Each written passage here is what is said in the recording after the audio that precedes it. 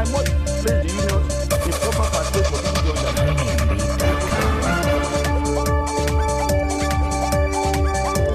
Hello and welcome to the program. Now, the issue of immunity for the president and the governors of Nigeria has always generated a lot of controversy. As a matter of fact, in the last political reform conference conducted by former President Goodluck Jonathan, the issue came up before delegates to that conference. And, of course, it generated a lot of controversy and debate. Eventually, delegates to that conference resolved to maintain immunity for the president and the governors of Nigeria. But you know what? Things are changing now. As a matter of fact, that debate is now being pushed further. And the controversy is gradually moving out of control because lawmakers in Nigeria now say they want immunity for the principal officers of the National Assembly. I'm talking about Parliament now. They want immunity for the Senate President and the Deputy Senate President, as well as the Speaker and the Deputy Speaker of the House of Representatives. Now, the issue is generating a lot of controversy. And one of the reasons, there's a background to it, I should say, basically, this is not unconnected with the trial, of course, of the Senate President of the country. I'm talking about Bukola Saraki, who is being tried now for alleged forgery now of the standing rules of the Senate, through which he was elected Senate President and, of course, the Deputy Senate President. So, as we speak today, the bill has passed first reading in the House of Representatives, and the lawmakers are hell-bent on going ahead despite opposition to the bill. So we just wait and see what happens. In the House of Representatives, for instance, we know that the Speaker has referred the matter now to a committee. We'll wait and see how that committee, what happens with that committee and what the committee does with the bill. But fact is that those who are campaigning for immunity for the principal officers of the National Assembly are determined, and they are determined to see this through. But of course, I should say that not all the lawmakers in the National Assembly are in support of this bill. So that is very clear. Well, joining me now to discuss this issue further are two gentlemen. I have Ladi Balogun, who used to be a member of the Lagos State House of Assembly, here with me. And of course, I also have Mr. Olaraju Ajanaku, who is a constitutional lawyer. Gentlemen, thank you very much for coming on the program. Let me start with you, Mr. Ajanaku. You are a lawyer. Does this surprise you at all? Fact is that the lawmakers basically want to amend the Constitution and insert, they want the Constitution, and they have the right to do so. As it were, there are basic principles laid down for the amendment of the Constitution. If you want to amend the Constitution per se, there are steps that you need to follow. But right now, I want to say that why they want to do this is because of their own selfish motives. But legally speaking, they have a right to do it, right?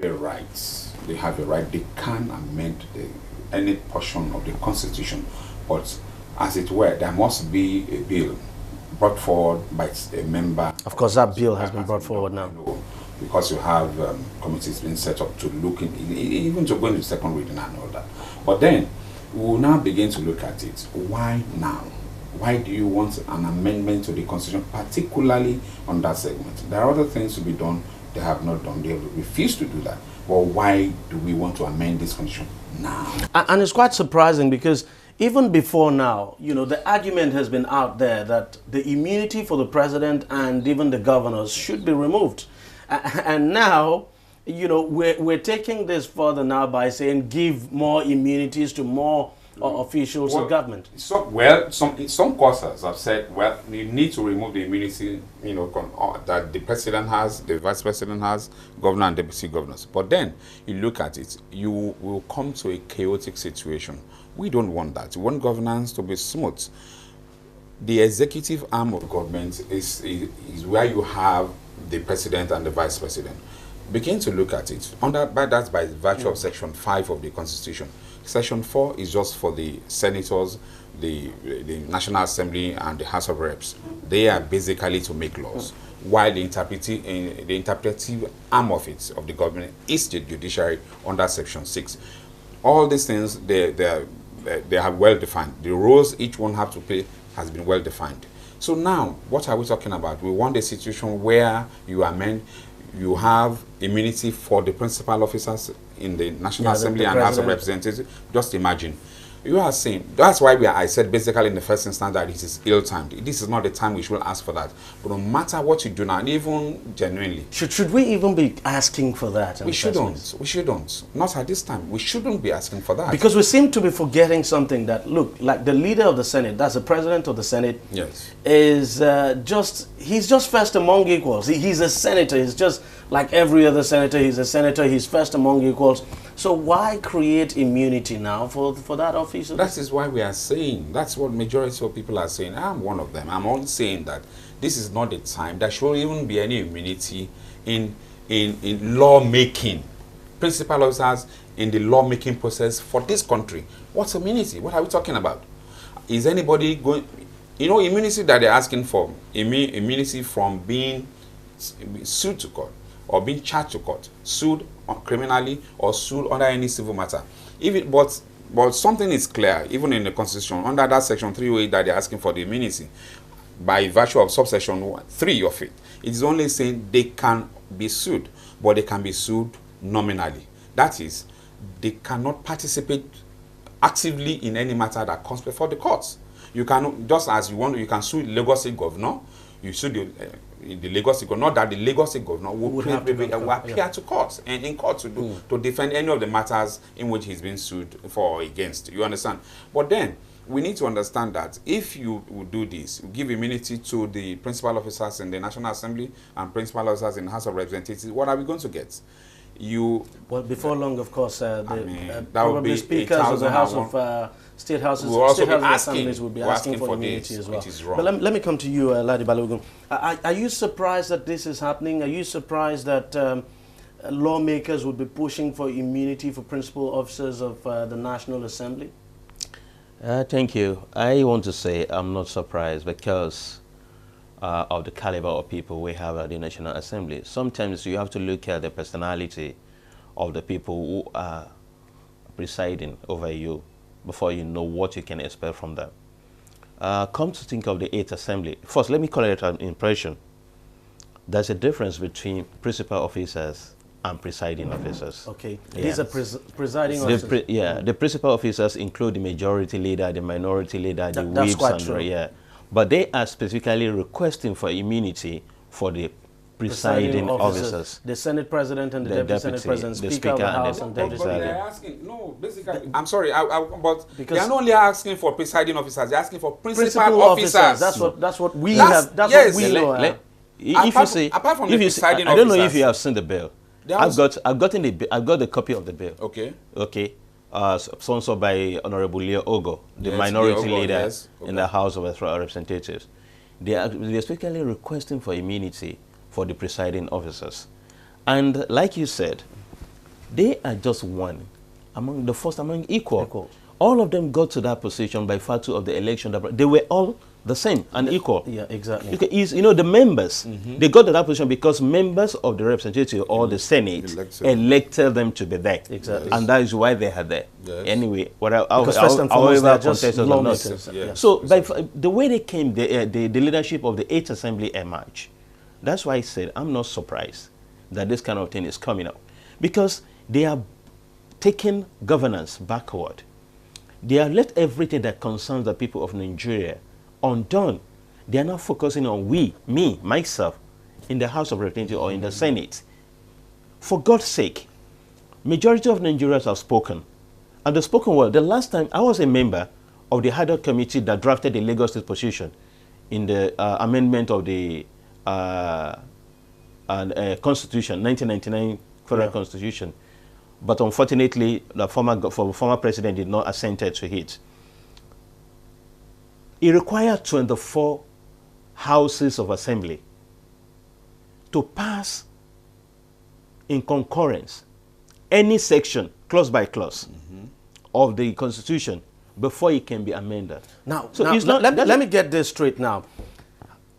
This what this lawmakers are pushing, asking for immunity now, whether for the principal officers or the presiding officers now, would it require, the process now, would it require the various state houses of assemblies, 24, so to speak, to give their consent before this can become exactly, law? because it's two-thirds. Before you can do anything to amend the Nigerian Constitution, you must go through all the state houses of assembly, and you require two-thirds of them, that's 24, before you can pass any amendment. The last time it happened, I could remember that the section 308, that talks about the immunity for the executive, the leaders of the executive, that is the president and the vice president, the governor and the deputy governors. Yes. It didn't pass through because we allow it because of governance to remain. I mean, for them to remain focused on the governance. At that point, some people were actually campaigning for the removal of that immunity. Exactly. But it was left intact that the immunity should remain for them. But I know there was an attempt to do the same thing for the presiding officers of the National Assembly, including state houses of assembly, the presiding officers, the speakers, and the deputy speakers of each other. But it suffered. The motion was defeated because it couldn't get the required two-thirds houses of assembly before you can go in there. So what we are talking about, you're talking about the sovereignty of the people. Who gave you the power to preside? Who gave you the power to go and represent them? The people. Now, we as Nigerians, are we saying that we want immunity for you, the speaker, or the Senate president? You see, we need to get some things clear. People are acting as if they are acting in abstract, in isolation of the people that brought them into the office. We're talking about economic objective of the Constitution as if been achieved.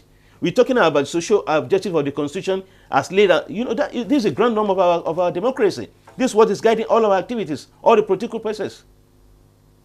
Yet, nothing has been done. We all know where the problems is in this country. But unfortunately, we don't have a kind of objective National Assembly leadership as we should have it now.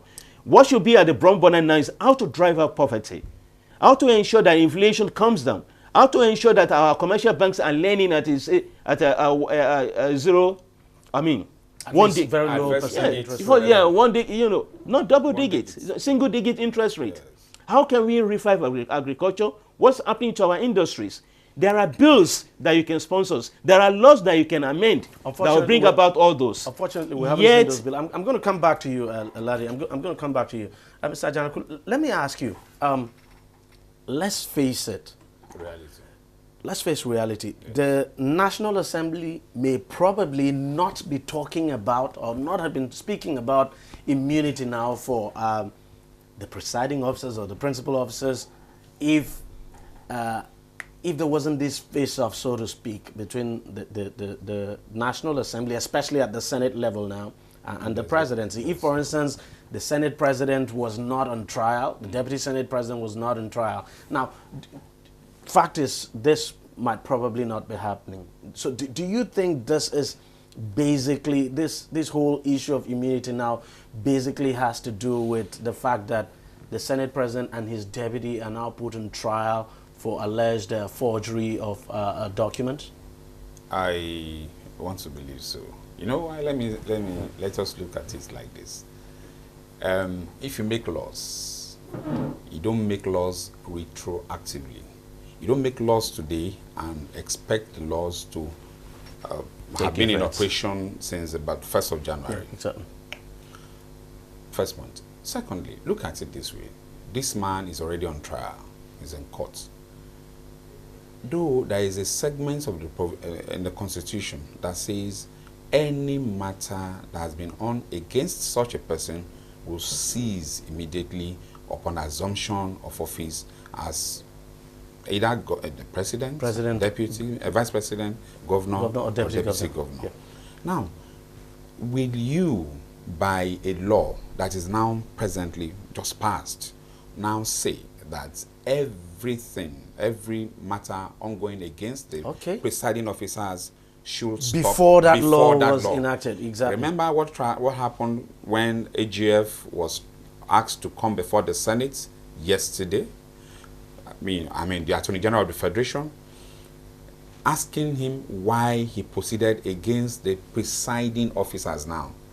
If let me borrow his word, presiding officers in a case of forgery in the court. And he said, look, I only resumed, I became the Attorney General of the Federation in November 2015. Exactly. This matter was investigated And earlier than concluded that and filed July. in court in July 2015.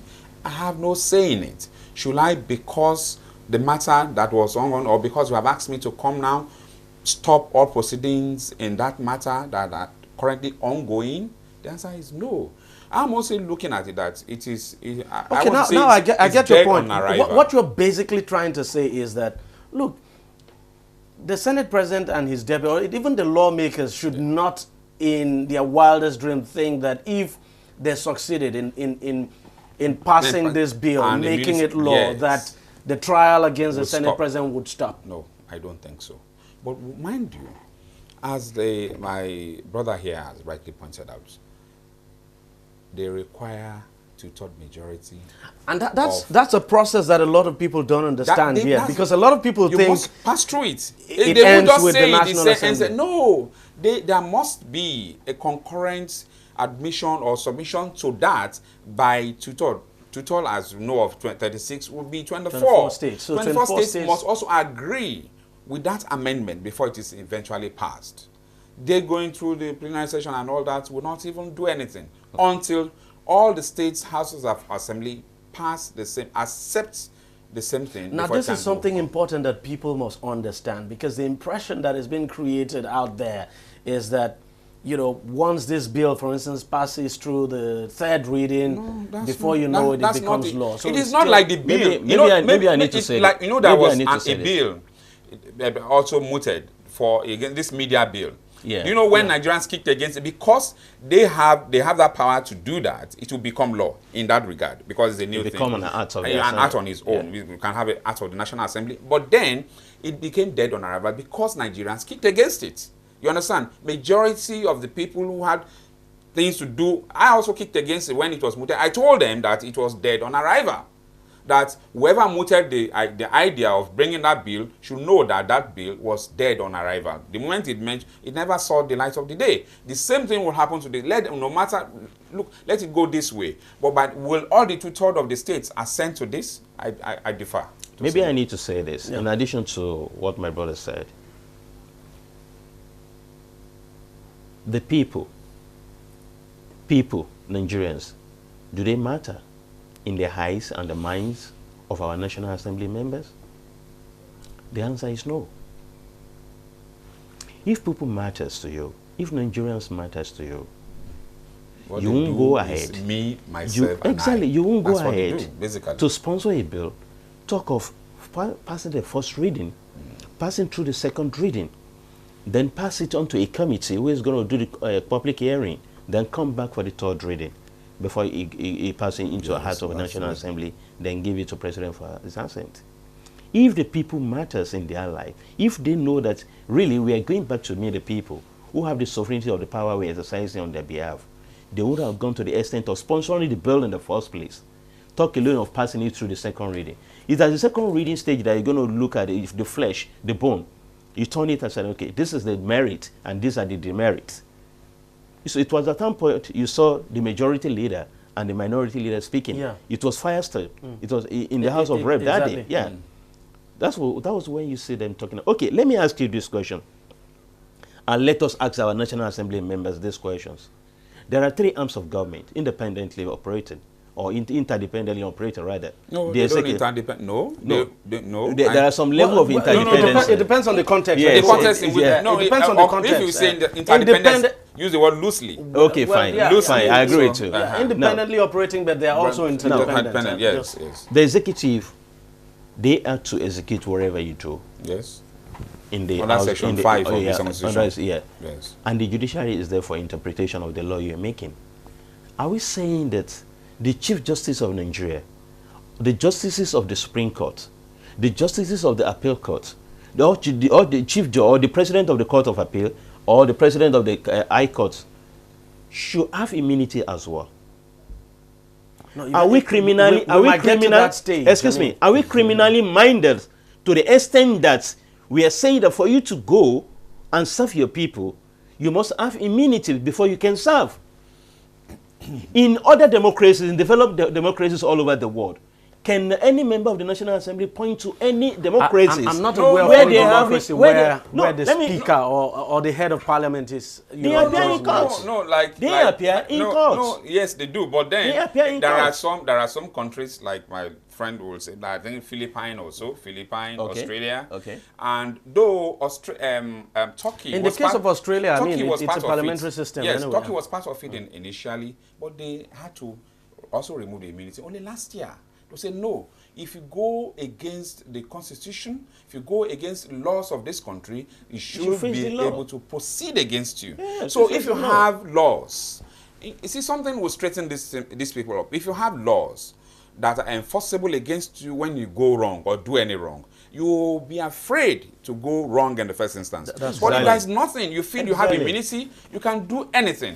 You see, That's why a governor it like will get to Fayose a- could run it- to court and said, you have infringed upon my right as the sitting governor No. by Anyway, frozen my account. no, Because that of this one- impunity of No, a no, thing. no, that one's I'm a- starting another to kettle of imagine. fish Let me just listen entirely. to him and then we'll come No, back no, to you. I'm saying that if you have all these things in place, you will check yourself, and it's also That's an quite avenue for the people to be able to check our leaders. Because if you don't have anything against them, if you don't have anything with which to hold them with, the level of impunity will blossom, and then it will be against the people who have initially elected them into those places. No But we immunity, don't want them. impunity reigns. Yeah, exactly.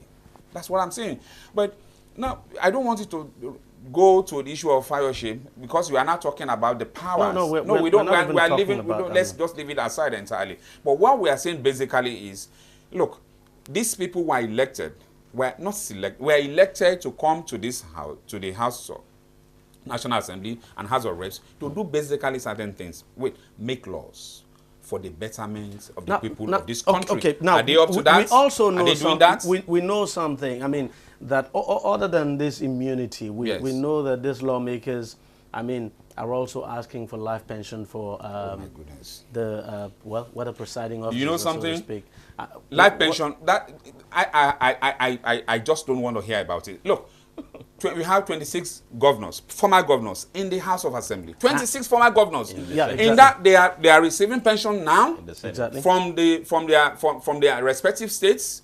Now, as sitting senators, they are receiving allowances, they are earning salaries. and they are earning salaries and allowances, and again, very soon they will go. So you are receiving salaries there, you are receiving pension from where you were before, and you want to continue to have now life pension again from the National Assembly. These people, like I said, only know about me, myself, and I. They are not interested in the majority of these people of the country called Nigeria. This entity called Nigeria is not their concern. Could we say they're doing this just because, just to prevent corruption, that if they know their future is secure, then they just might not My be... oh my, what are we talking about? They have they receive so much money now. Look at it. Oh my. No. See, because I'm angry. I don't like this situation at all. One of the things that they have cleverly done, it has been on for quite a while, but this government says no, is issue of money, constituent projects money. You are usurping the powers of the executive. The executive is saying no to a constituent project fund. All they do is pass the law, do the necessary enactments, and leave us to execute. We, the executives, are to execute all the laws that we have made. If we fail in any part, in any part of the laws that we have passed, then call us to order. Use your oversight function. Oversight function, yes, to call us to order. We will be we are ready to abide by whatever you are saying, but not because now one of the reasons why they are now confrontational in this regard is saying that the executive is overreaching in the affairs of the Senate is because one of the basic ways of they getting money is this constituent project that has not been say the executive say no, we can't pay money for that. But mind you, remember that they refused to join the TSA, Treasury Single Account, that they are independent. Well, yes, by virtue of Section 60 and Section 101 of the Constitution of this of the Federal Republic of Nigeria, well, yes, they have the power to make laws for themselves. But then we are saying we want to curtail frivolous expenditure, and you are saying no expenditure that you require or make requisition for must be met. Must be met. If that is not met, then you say whoever is aiding the non-disbursement of loan or money that you requested for should be impeached, or is having matters that you say impeachable offenses to you. Let me get your thoughts. You're a former lawmaker. Let me just get your thought on this issue of life pension now for lawmakers, presiding officers. Yeah, let me put it in this. Especially, I also want you to look at it in the light of the turnover sometimes we could have in the leadership of the National Assembly, whether in the House of Representatives or the Senate. I mean, for instance, there was a time in this country some years ago when within a space of four years, we had about 5 Senate presidents. So if they were to enjoy life pension, then, yes. You see, let me just put it this way. I indicated interest to serve my people. Okay. Yeah. Under a platform, political party platform, I was given the ticket of the party to contest the election in the general election. That same people who wanted me got me elected into the office to serve them. Service. I offered to serve, and I am serving, and I did serve. What's the impact of my service on the people that got me elected, or the generality of society? Do I need to take away from the people that elected me into the office again after I left the office? We should look at it from that context. And parliament is different from the executive position. In the executive position, you got elected just one person and the deputy. Maybe the governor and the deputy governor, or the president and the vice president. In the case of the parliament, everybody, all members, are going to be elected on the same basis. Mm-hmm. So when you get there, among yourself, primus inter pares. It's baffling. Is this something we it's should not even sustainable. be It's not sustainable. Life pension. No. It's not sustainable. If you are living a life To of even say service, it's not sustainable. It is sustainable. It is not sustainable. No, it is sustainable. It is not sustainable. I don't agree with you. It is not sustainable, but is it meat? Is it fair? Is it meat on the people? Is it fair on the people? That's what I'm saying. That if you are actually, they have their own money. I don't agree with you that it's not sustainable. It is sustainable, but it is not meat. It is not fair on the people. It's not sustainable. It is sustainable. I'm sorry, sir. I know what I'm saying. We can do a little mathematics here. It is sustainable. I know what I'm saying when I say it's not sustainable. In the long run, it's not. It's not sustainable in the sense that you can't pass it on to the next generation of leaders. If you can't pass it on to the next people. If you ask me, I think in the long run, it is not. It's not. I read sustainability for my higher degree. Whether we like it or not, the life pension. Let's look at this way. Why am I desiring a life pension? It is sustainable. Excuse me now. Why am I desiring a life pension? Can I come in here? As a lawmaker? Desirability is not sustainability. For me, the issue now is, I can understand if you say it's not sustainable, but is this something we should even be discussing at all? No, That's no. the question. But no, when you say, my dear brother, when you said it wasn't sustainable, look, I will tell you. When they wanted to buy cars for themselves, we said we didn't have that money to spend. They went ahead and bought the vehicles and asked, let heavens come down. What have we done? Does the people matter? Well, I believe that's why I asked the question: does the people matter to these people? Anyway, the crop of leadership. We just have to end the discussion here. But one thing I know for sure is that, look, it is not sustainable if you consider the turnover we have in the leadership of the National Assembly. I just gave an example. Some years ago, within a space of 4 years, we had about 5 Senate presidents. Yes. If you were to give let me correct an impression. Let me correct something there.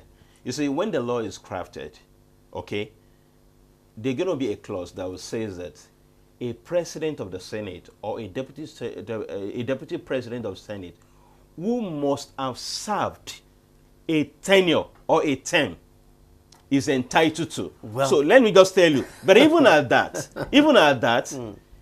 we are saying that it is not right for lawmakers absolutely not to right. hand a pension Life after pension. their office. It is not right. Let's It is not right. let's It just is not right, let me put it this way. sustainable. Do you But- both think, both ideas will eventually sail through? I mean, immunity for the presiding or principal officers and the life pension. I Do don't you think so. think it will eventually sail It through? requires amendment to constitution, Constitution. and I don't see it sailing through. If you ask me, I don't see it sailing through. It's a futile effort. It's a futile exercise. What they're doing, It will not and spread. they're trying to do that to get back at the presidency. I honestly would expect these lawmakers to be, coming up with better Brilliant bills. ideas of not, how not, this not bills country of may this move forward. nature. Exactly. Not bills of this That's nature. what we're talking Well, about. gentlemen, thank you very much for coming on the program. It's a pleasure being here. Salah Raja Ajanaku, thank you very much for coming on the program. Saladi Balogun, thank you very much for your time. And we'll take a short break. When we come back, we'll be discussing something else. Every day, every hour, and every minute, news break in Nigeria. Things happen so fast, it's most times difficult to track and comprehend them. But that's what we do right here on DEJI360. 2015, would you want to come back again? It's like asking Jesus Christ if he knew he was going to die, will you want to come back as the savior of the world again? We do not just help you track the stories, we break them down, explore all the angles, analyze the issues so that you can fully comprehend the stories and use them to make the right decisions.